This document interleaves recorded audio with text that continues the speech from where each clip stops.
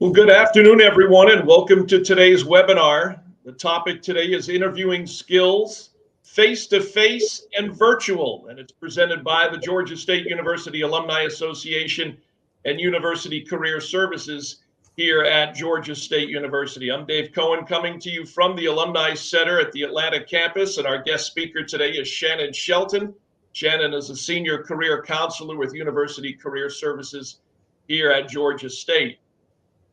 As we find ourselves in the midst of what has been termed as the Great Resignation, there are a lot of people and alumni who may find themselves looking to transition into new employment or even looking to advance further in their current field. So we hope that you will find today's webinar topic to be not only timely, but helpful as well if you are currently seeking new adventures in the working world. We want to let you know that today's webinar will be about 30 minutes, and we will have time at the end for a question and answer session. At the same site that you registered for this event, you can also post questions for Shannon. And again, we'll get to those following her presentation. Right now, I want to welcome everyone joining us, our guest speaker, those of you viewing on Facebook Live, on YouTube Live, and with us here on StreamYard's platform. Please welcome our guest speaker, and she has been a guest speaker for us before, and I'd like to present to you now from University Career Services, Shannon Shelton. Shannon? Hi, thanks, Dave.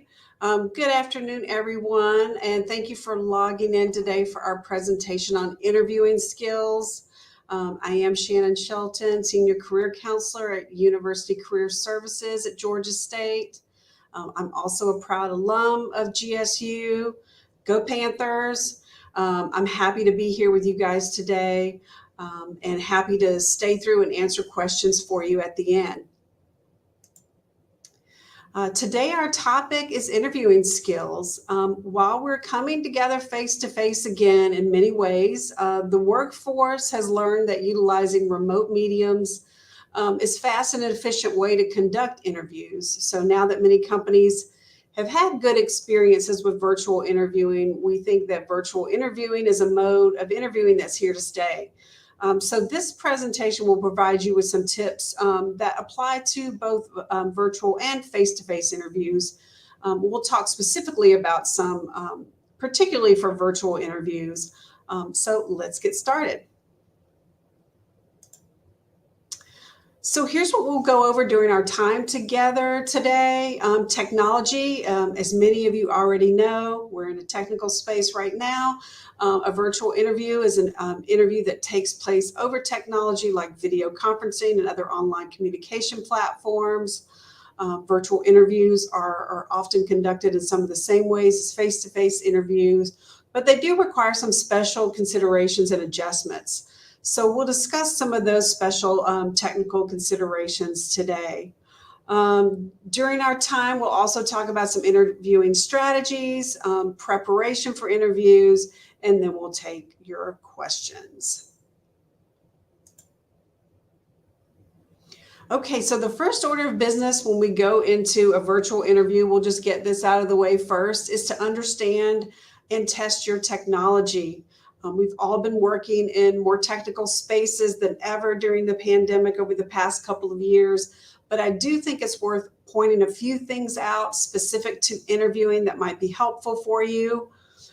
When you are being scheduled for an interview, make sure you understand the video conferencing platform that will be used, whether it's Zoom or WebEx or Teams.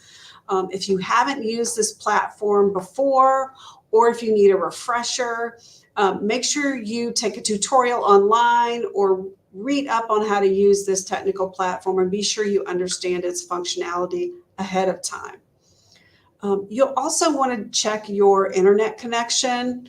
Oftentimes your connection can work great until you need it to work great, and then it doesn't. So the minute that you agree to a virtual interview, make sure you test your technology to ensure that you're set up for optimal success. You want to make sure your internet connectivity is great because you don't want to lose a connection mid-interview.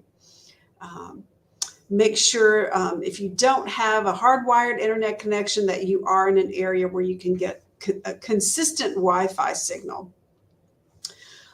You also want to confirm that your camera and microphone are working at an optimal level. If the picture is grainy or you're experiencing an echo or low volume, this might be a good time to invest in a new external mini webcam with a built-in microphone.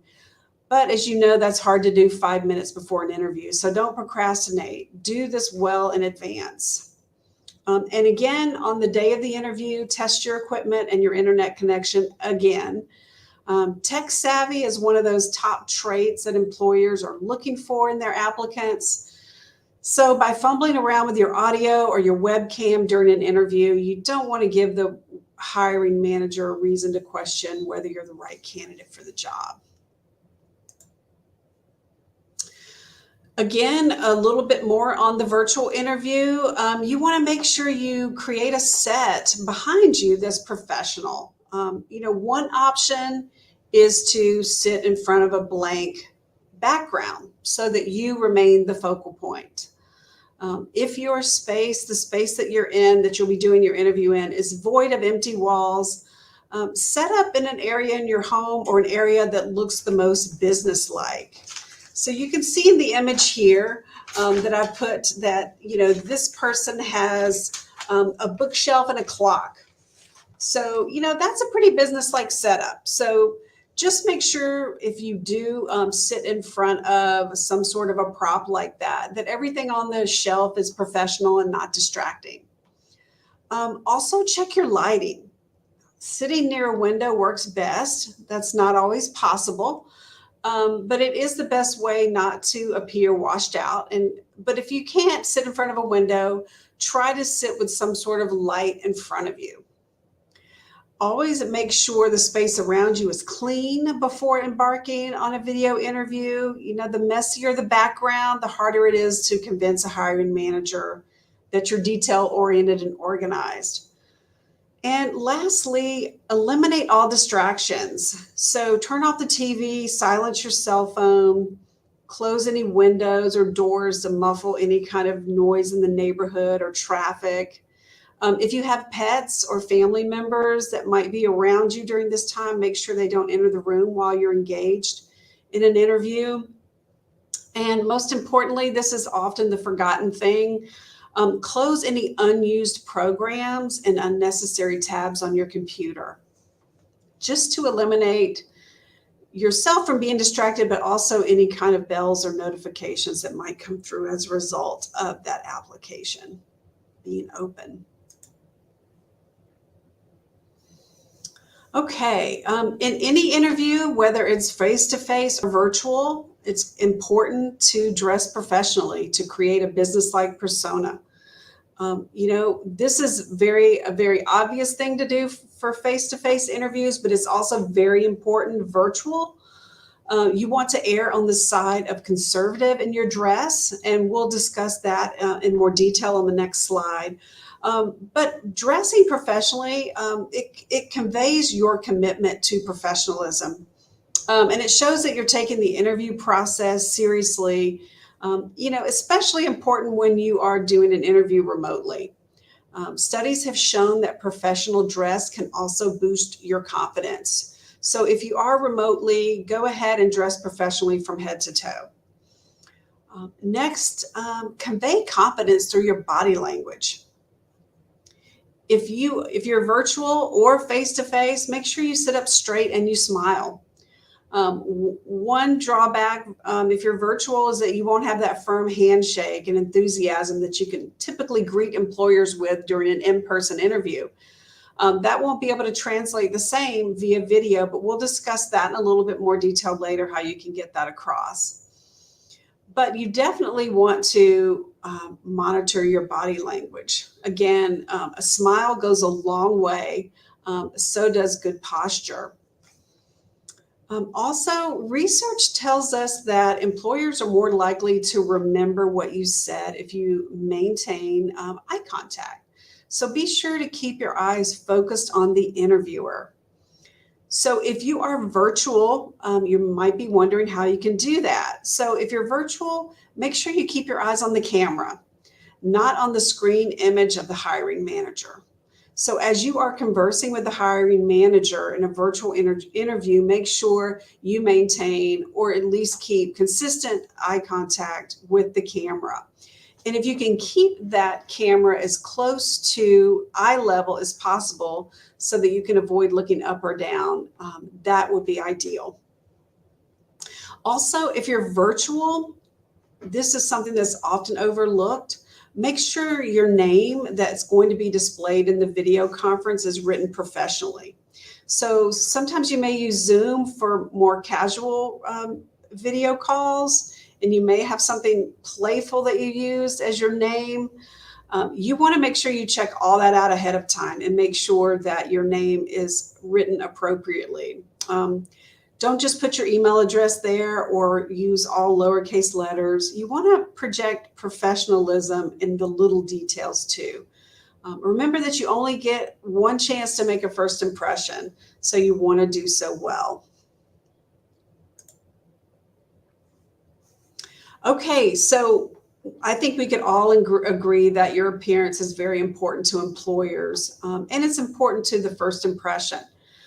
Plus, if companies hire you, you'll be representing their team and the company itself. So they're going to want to know that you'll represent them well.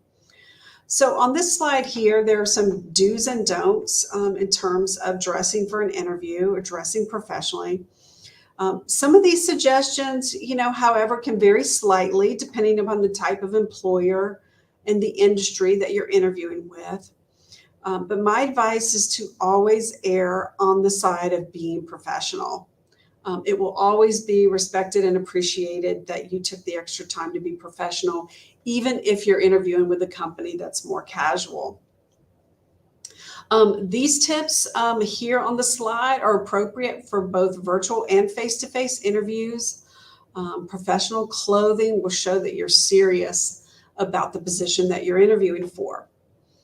So suits are always, they're always going to work. A suit is always going to work. It's also pretty easy, as a matter of fact, to put on a suit. You don't have to think about what jacket and what pants. If you have a suit, it's sort of easy just to throw that on. Conservative colors are better. Gray, black, navy blue.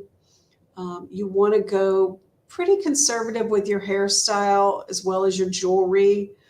And you want to come across as very well groomed. So if you're in need of a haircut, you may want to go ahead and get that and make sure that that your grooming is up to speed. If you're in person, make sure that you don't have on too much perfume and cologne or anything that might be distracting to the interviewer.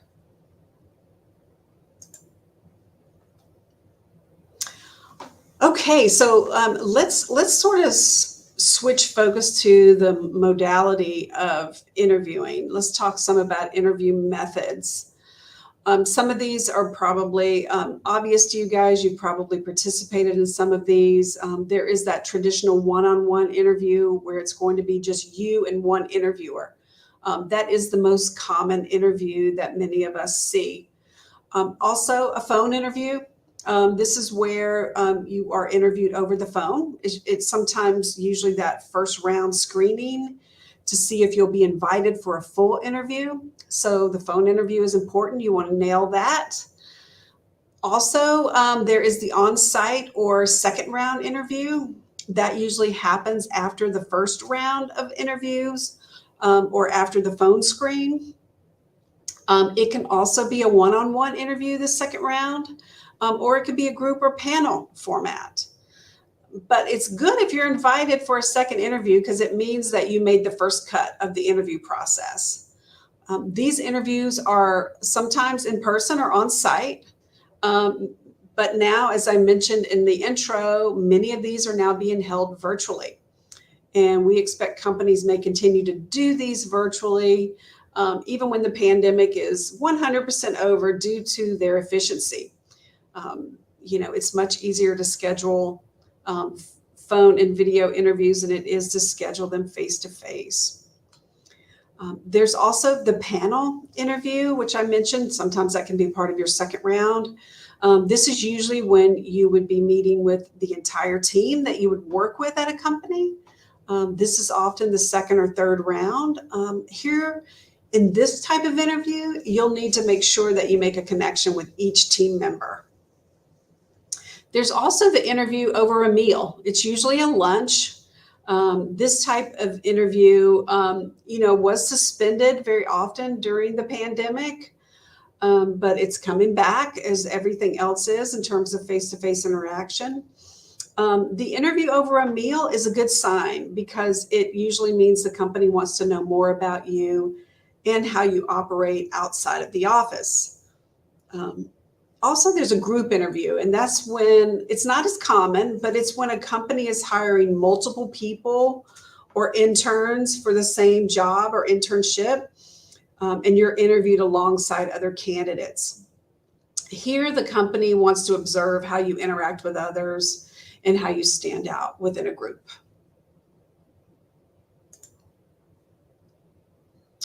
Okay, now whether you are on a webcam or face-to-face, you need to be prepared. What you want to do is be prepared from the time that you sit down. Research the company ahead of time. Just because you're at home on a computer, don't be tempted to wait to search the web for answers about the company or info about the company mid-interview. You want to avoid clicking around at all, especially if you are in a virtual interview. You want to sit down ready, appear focused, and ready to answer any questions without the help of an internet or notes for that matter. Also, it's best to come prepared with answers to some of the common interview questions. And we're going to look at some of those next. But if you practice some of those common questions, it usually will help you to answer even similar questions if they ask you some that are slightly different.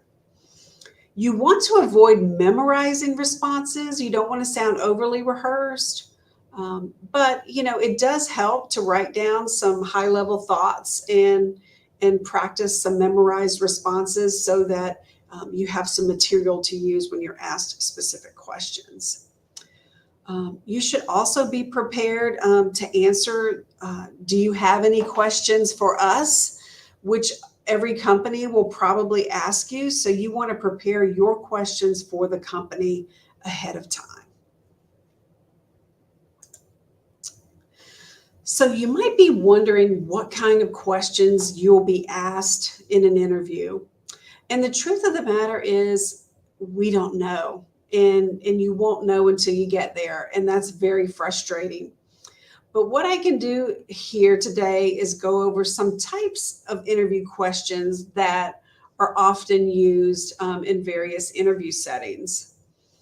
The first type of question you may be asked is a background question. So during a job interview, you're going to be expected to provide the details of your own work history, jobs that you've had, positions or internships that you've held, companies that you've worked for.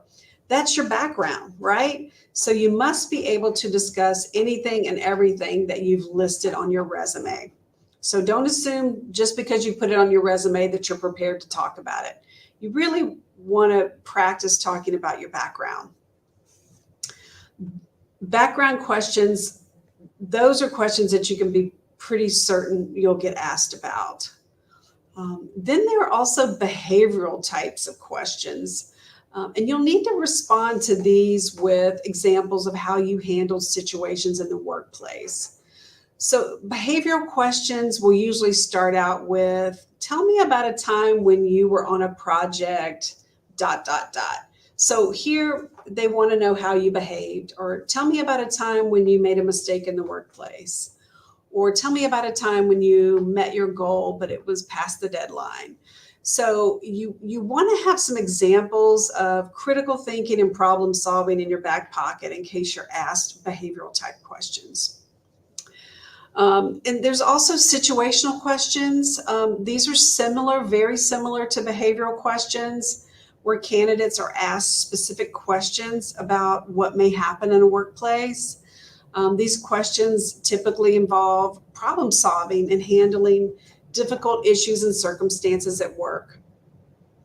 So this is a time when you want to maybe, tell about a situation and some tasks or actions that you've taken to handle situations and the kind of results that you were able to get. Technical or puzzle questions, these are often asked for those who are applying for an IT job where you'll be required to demonstrate a technical skill or a technical ability that you have or may be asked to use in that job. And then there's the case-based interview. And this is where these are less common, but the interviewer would give you a business scenario and ask you what you would do to handle the situation. So, these types of questions have elements of both situational and behavioral type questions. So as you can see, there's a lot of overlap here. And as I mentioned, we're going to look at some common interview questions, and I've put them up here on the slide. This first question is one that stumps many job candidates because they think it's so simple. I work with a lot of students in career counseling on this question. What can you tell us about yourself? Or tell us a little bit about yourself. So you want to spend only about 45 to 60 seconds answering this question. And in career counseling, we call that answer the elevator pitch, because we want you to be able to describe yourself in the short time it would take to be on an elevator ride with someone. So here you want to mention your educational background, experience, and then relate it back to the position you're applying for. You're going to have plenty of time to talk about each of your jobs, so don't try to go into your entire resume when you're asked this question, but just give a brief 45-second overview. Also, why do you want this job, or what do you know about our company is a question that's asked very often. One question that oftentimes comes at the end of an interview is, why should we hire you? So this is a chance for you to sell yourself one last time. Definitely questions about your strengths and weaknesses. So you want to be prepared to talk about both of those. You want to be talk about problem solving, achievements, what inspires or motivates you about a job. And again, as I mentioned, you want to have questions prepared. So you don't want to sound robotic throughout the interview, whether you're answering or asking questions. It's easy to tell if you're being genuine. So it's a good idea to run through a few practice rounds, with a friend or a family member. This will give you a chance to rehearse with different personalities and answer a variety of different questions. And while it may seem awkward to do that in practice with family members, you'll have a safe atmosphere to make mistakes and learn from them. So it's better to be prepared for the real thing and practice with someone that you trust first.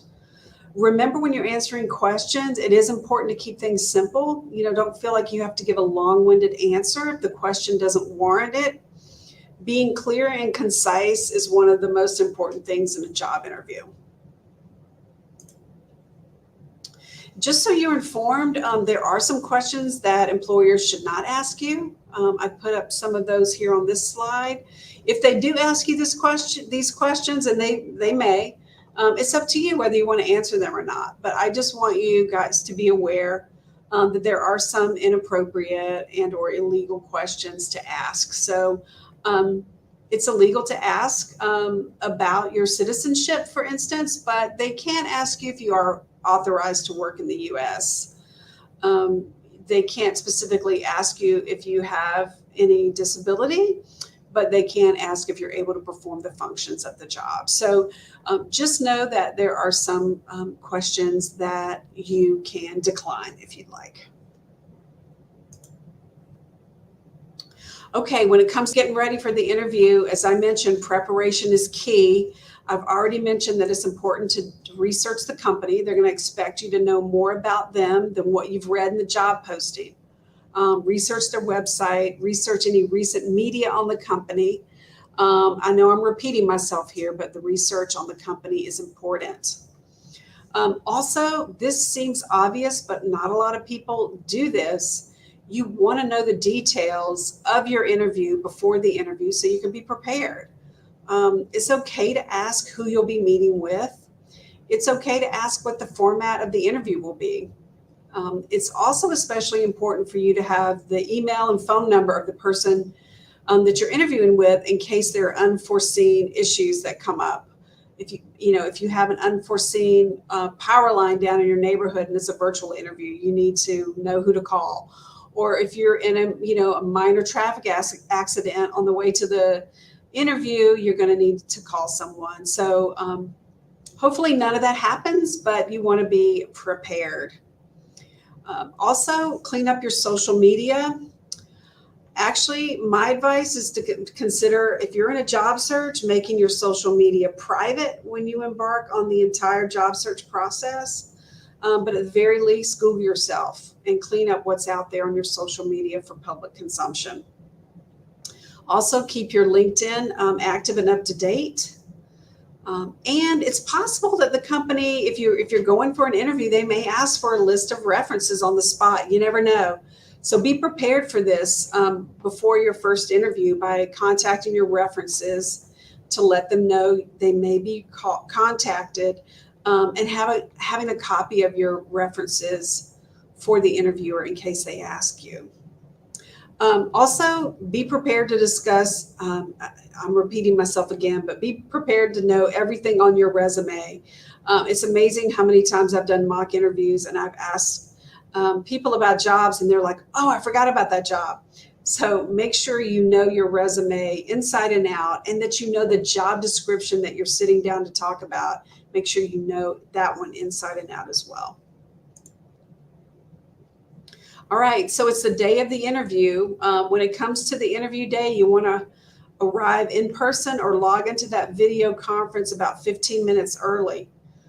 Prepare your computer by closing all the extra windows and tabs so that you won't have those audible notifications coming through. I'm going to repeat myself here, but remember to speak to and make eye contact with the camera. Make sure your eye contact is with that webcam or with the interviewer if you're face-to-face. And you want to practice this beforehand so it won't seem awkward. Be aware of your nonverbals. Present yourself with confidence. Sitting up straight naturally gives you a bit more energy, and it helps you communicate excitement about the job. If you're virtual, use nonverbals such as nodding or smiling to show interest and engagement. And if you're going to have a remote interview, when you're setting up your chair, make sure you don't end up looking too tiny or too huge. So make sure you're positioned well in your chair. Also, if you're virtual, make sure you wait until the interviewer finishes speaking before you speak. That way, your interviewer, in case there's a lag, your interviewer still, gets to finish speaking before you start speaking. Review and practice all these little details. They're really important, especially for the virtual interview. One thing that can be helpful is to slow down the pace of your speech. It's natural to speak rapidly, whether you're in person or virtual, so you want to be mindful of this. Pick up on your interviewer's nonverbal cues and recognize when you need to keep quiet or let someone else have the floor. Those cues can be a little harder to read in virtual settings. And although it may feel odd, slowing down the rate of your speech will make it easier for your listener to follow the conversation, especially if there's that lag due to technology. Add inflection to your speech. Inflections add a layer, especially to a remote conversation, that helps to replace the emotion that's often stripped away in virtual dialogue. So for instance, inflection is if you're sharing the story of a serious challenge that you faced at work, your tone may be a bit somber and a little slower. But then if you can raise your voice and speak more vividly and emphasize key words to show us a story that you're excited to share. If you're talking about something that you overcame at work, you can be a little more excited. Also, an important tip is to listen. Wait for the entire question to be asked before answering. You don't want to talk over others. And if you're online, jumping in with your response too soon will actually mute the other person's mic and cut them off. So once you think your interviewer is done speaking, then take a beat before you answer. While you're in the interview, it's okay to take a few notes. It shows that you're actively listening and what you're saying is important. But don't do it on your computer if you're remote. You don't want to have any clicking going on. Also, make a connection by being authentic and positive. You don't have time before and after the interview to make small talk if you're virtual. So it's important to make sure you build rapport during the interview. So be more personable, be yourself. You want to use people's names when you're responding to their questions. It takes a bit more effort to translate this online, but all of the tips on this slide can help you create a connection during the interview. And you always want to have questions prepared to ask the interviewer. If you don't know what you want to know from them, make sure you can ask things like, what are your department goals for this year? Describe a typical work day. Do not ask about salary in the first round of interviews unless it's brought up. And I would have 3 or 4 questions prepared to ask because they'll probably answer 1 or 2 while you're talking to them. And remember, this is your chance to interview them. So make sure you spend some time preparing questions to ask them because this is your chance to learn more. Okay, so the interview is over. You made it through. What's next? Well, you want to send a thank you note. Within 24 hours of the interview, send an individual thank you note to everyone that you met. It shows that you value their time, but it also provides you the opportunity to sell yourself one more time. And share any information that they may have asked for follow-up. Perhaps they asked you to follow up with references or an updated copy of your resume or something. So that will give you a chance to do that as well. One more tip. We know from the National Association of Employers, Colleges and Employers, the top competencies employers are looking for. Communication, self-development, teamwork, and collaboration are some of those top competencies. These can be demonstrated in the way you conduct yourself in a job interview. All of these competencies are useful to know when you're entering the job market. So just a couple more slides that are resources for you guys. We're pretty much at the end of our presentation here. I know I'm running over a little bit. But for you alums out there, Handshake is our main platform in University Career Services. You guys can gain access to Handshake. You can get it from our website, career.gsu.edu. You can access all of our programming and register for it via Handshake. There's also a job board there with over 10,000 jobs. All alumni, regardless of your graduation year, are welcome to attend any career event sponsored by our office. For those alums who no longer have access to Handshake and need to request it, here's the way you do that. If you go to our website, you click on alumni, then there is an inquiry form. You scroll down until you see the inquiry form, check the acknowledgement, and the form will appear at the end. You fill that out and give us about 72 hours to get back with you. So thank you for logging on today and staying until the end. I'm happy to stay on and answer your questions. And that concludes. All right, Shannon. Well, thank you very much. Great presentation. A lot of valuable information for alumni and students that are logged in and watching us today. Again, much appreciated. You're welcome. We do have some questions that have come in, and I'm going to go ahead and start with the first one that came in. This is from Lori, and she says, for a virtual interview, how do you recommend that I show my graphic design portfolio? She says, I have a traditional portfolio. Most of my portfolio pieces are not on my website. Do you think I should take photos of the printed pieces and send it via email to the employer? Yes. So what I would do, Lori, is I would ask the person that's coordinating the interview how they would like for you to do that. The person that's coordinating the interview, they know what technology is going to be used. I would put that question to them and find out what their preferred method is for viewing your portfolio. All right, Lori, thank you for that question. And the second question comes in from our viewer, Zoraida. I believe I pronounced that correctly.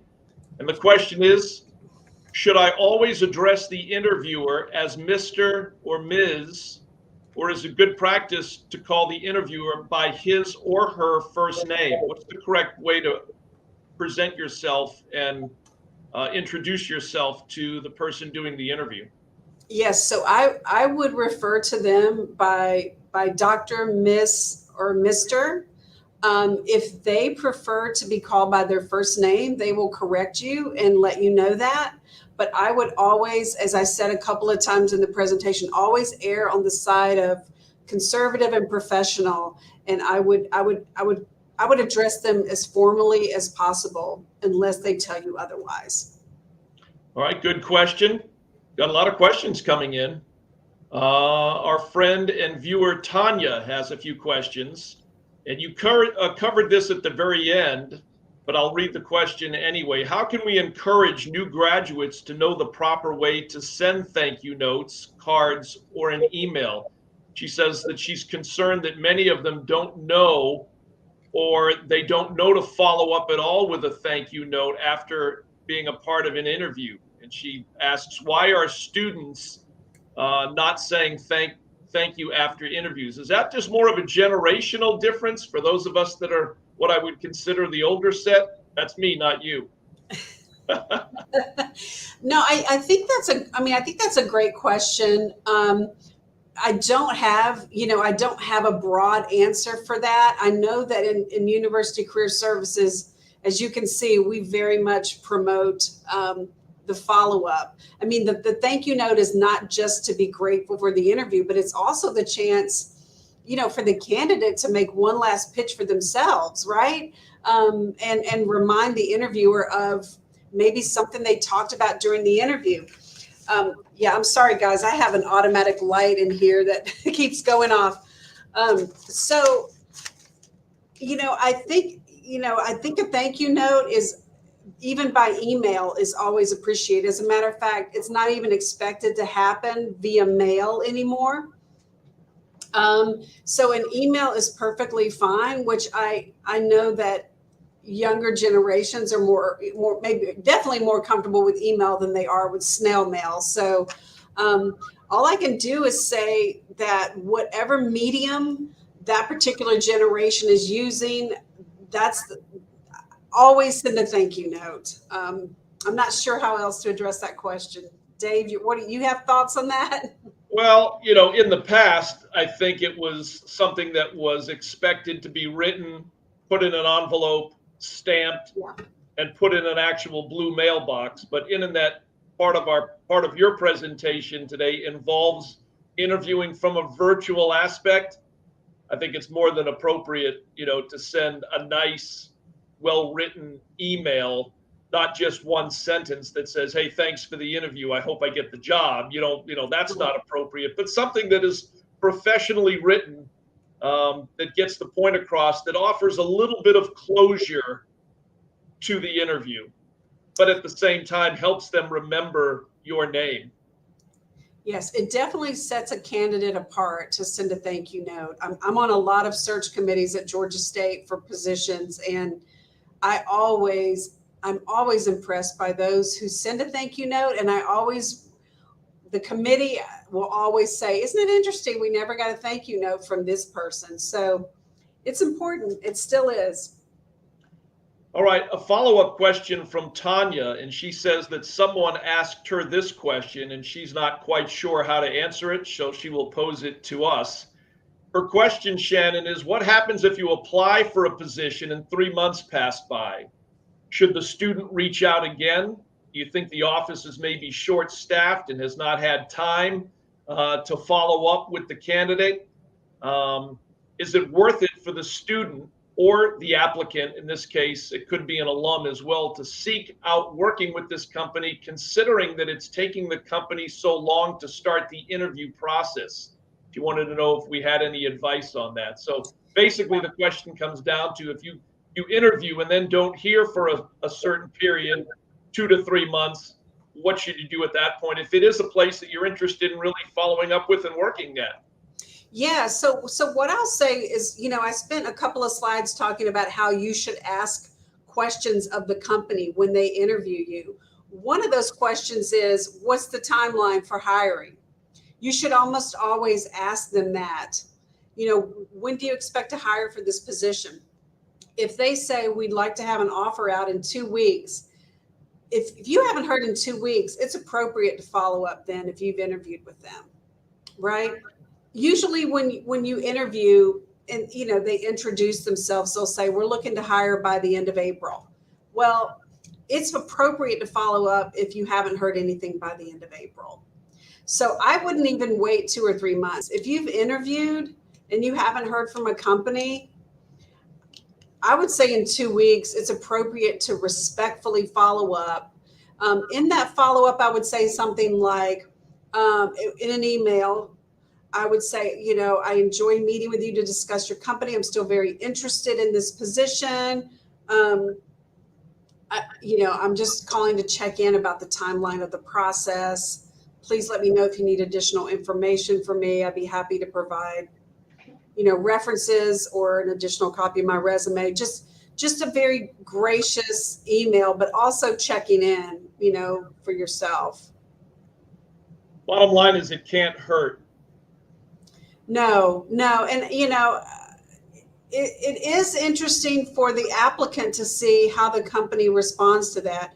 Yes, like you said, the Great Resignation is happening. Lots of offices, even including us over here in UCS, we have open positions that we can't fill fast enough. So offices are overwhelmed with vacancies right now. So sometimes, when I've led search committees, I appreciate someone reaching out to me and saying like, hey, I haven't heard back from you, and then I'm happy to answer those emails.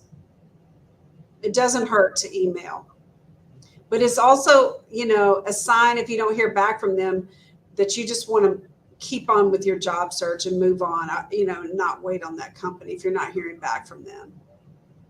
All right, another follow-up question involves how to deal with the issue of disability that is not seen.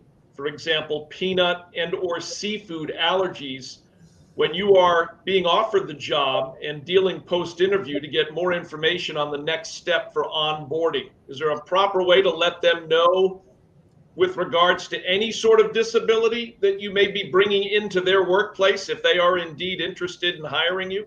Sure. So if the job has been, I would, first off, disability disclosure is a personal decision. I will say that, those folks with visible or invisible disabilities, it is up to that applicant whether they want to share that or not.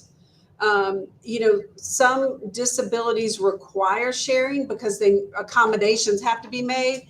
But if no accommodations have to be made and the applicant wants to keep that information to themselves, that is absolutely their prerogative to do that. One of the things I would do is just educate myself about, just what their approach and policies are around disabilities and accommodations. I would look on their website, get more information about that. But again, like disability disclosure is very personal. So again, if you want to disclose, I would wait until a job offer is made to do that. And make sure you understand what you need or want from the company as a result of disclosing. All right, thank you very much for that question. Follow-up question from Zoraida. The question is, Shannon, some of the internship openings require to have previous working experience. What advice can you give to students to say to an interviewer that you are a good fit for the position that you're interviewing for, even without having professional experience? Yeah, that's a great question, right? It's so frustrating for students who want to get work, and it's like work requires experience, and it feels like you're on this wheel of I can't work until I get work. What I would recommend for those students is to highlight other areas in their lives where they have displayed leadership skills. like for instance, if they're active in a campus organization, and they've done, displayed tasks or skills there, I would definitely have them put that on their resume and talk about that in an interview for an internship. Also, if they've done class projects that are related to the type of internship that they are applying for, I would have them put that information on their resume and talk about it in an internship interview as well. So there's a lot of experience that's not job experience. Volunteer work, same thing. So if they've done volunteer work where they've displayed leadership or other characteristics required by the internship, I would have them highlight that. Yeah, volunteer work and community service work definitely cannot hurt, always can be a benefit. Question, Shannon, from one of our viewers, Paulette. Her question is, what about wearing the colors of the company's logo and attire? Are you familiar with Georgia State's Human Resources function? Could you please show the slide about questions for the company? Okay, so how do I feel about wearing the colors of the company? So for example, if I was interviewing with you here at Georgia State, would I come in wearing blue and white predominantly? That's tricky. That's tricky. I would, like I said in my slide, I would err on the side of conservative. When I do an interview, I would wear a suit. I would wear a conservative color. I would save the company spirit for when I'm hired. You don't want to overwhelm the interviewer, before you even press them with your skills. So I would err on the side of conservative in my dress. She also asks, are you familiar with GSU's Human Resources function? I'm not quite sure. I'm not really sure how to answer that. GSU's Human Resources operates separately from University Career Services. They are internal and external job board for Atlanta and the greater U.S. community. So we don't partner with them at all. So I would refer you to HR for that. And Paulette, with regards to the slide about questions for the company, what we can do, because we don't have time right this second to go back, but this webinar is being recorded and it will be available on the Georgia State Alumni Facebook page, among a few other spots, but you can always go back and rewatch it if that would help. This question coming in from Zainab, one of our viewers, is there a way to do virtual mock interviews? Sure. I mean, we do them in our office all the time. So yeah, we have virtual mock interviews for alums who would like to get, for alums who have just graduated within the last year, you can utilize career counseling. For those of you who are outside of that 1 year period, you can go to that inquiry form that I showed you in the last slide and request. I think you get your 4 free counseling sessions, and one of those can be a virtual mock interview. Absolutely. All right, thank you very much for that question. This question coming in from Chan, and the question is, Shannon, how to manage nervousness during the interview? Any tips on that? Yeah, that's a great question. I mean, I would say nervousness and anxiety around interviewing, first off, is normal. Anyone who's not experiencing it is probably not telling you the truth. They usually are in some way or another. So it's normal. Let me normalize that. The best way to address that is to be prepared. And if you know you're going to be nervous, be over prepared. Preparation is really the best way to handle nervousness. That way, if you practice hearing yourself out loud, talk about your background and your strengths and your weaknesses and things like that, it'll take your anxiety level down. Absolutely. All right, good question. Another question in from one of our viewers, Alicia. And her question, Shannon, is what is the best way to prepare for the STAR interview method? Yeah, I mean, STAR, I don't go overboard on STAR too much, because STAR, if you're being asked a question specifically about a situation, STAR is great. So situation, task. I mean, the best way to prepare for that probably is just to write out what is the situation, what is the task, what is the response. I mean, I would just write those out and practice them. That's really the best way to prepare for STAR. STAR answers are going to come because you're asked a situational question. All right, our next question comes from Hope, and her question is, you mentioned that the name should be displayed professionally on the screen. We're talking about a virtual interview. How do we display our name on the screen? I've never seen an option for this in previous online interviews. And she thanks us for presenting this webinar today. Oh, sure. You're welcome. Yeah. So each platform is different. For instance, Zoom has a place where you can go in and type in your profile name. A lot of like WebEx does as well. A lot of times what happens is the first time you ever log into one of those platforms, it will ask you that as a first question.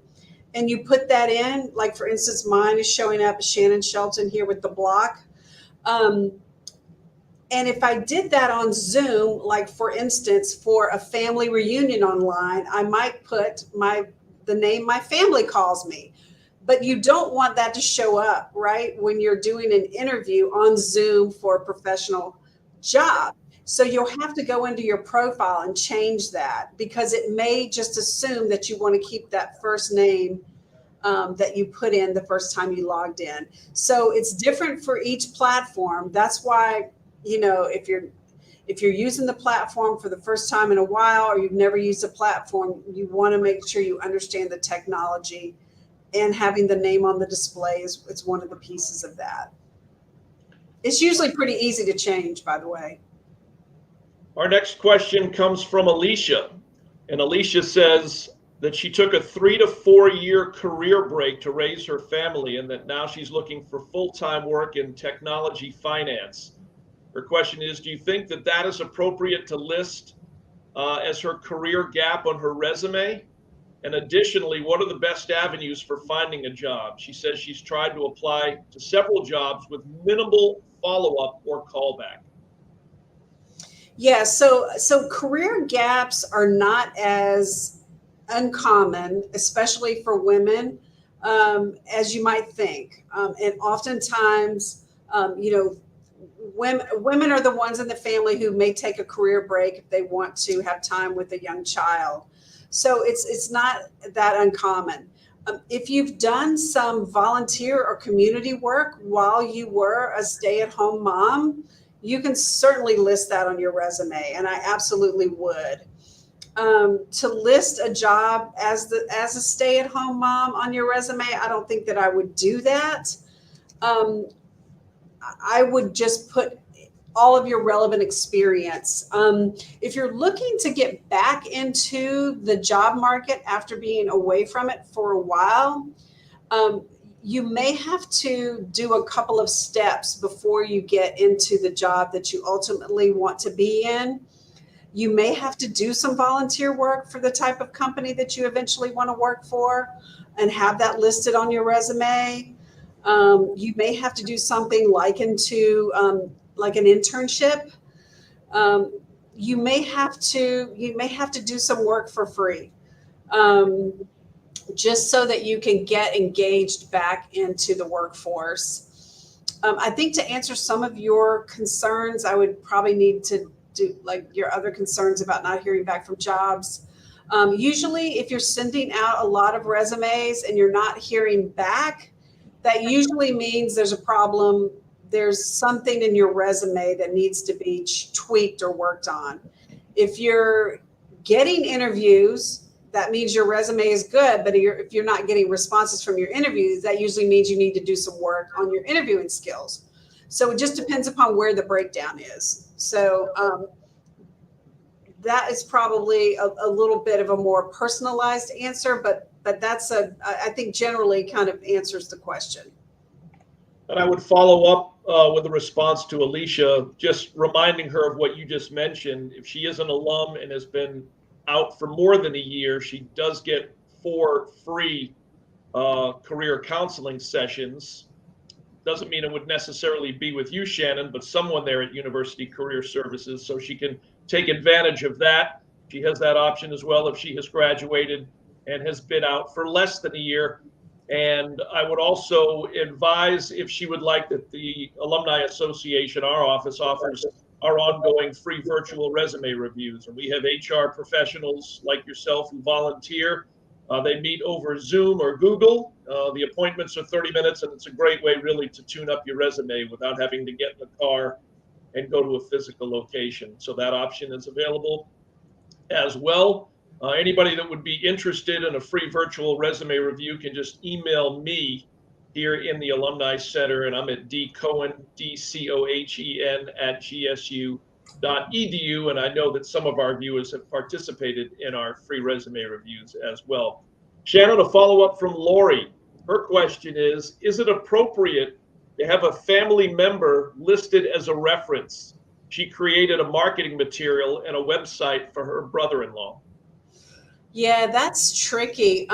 Brother-in-law, maybe so. I mean, if you did that for a company, if your brother-in-law has a company, and you did the work for the company, I think you could definitely show that as a portfolio piece, and have a reference.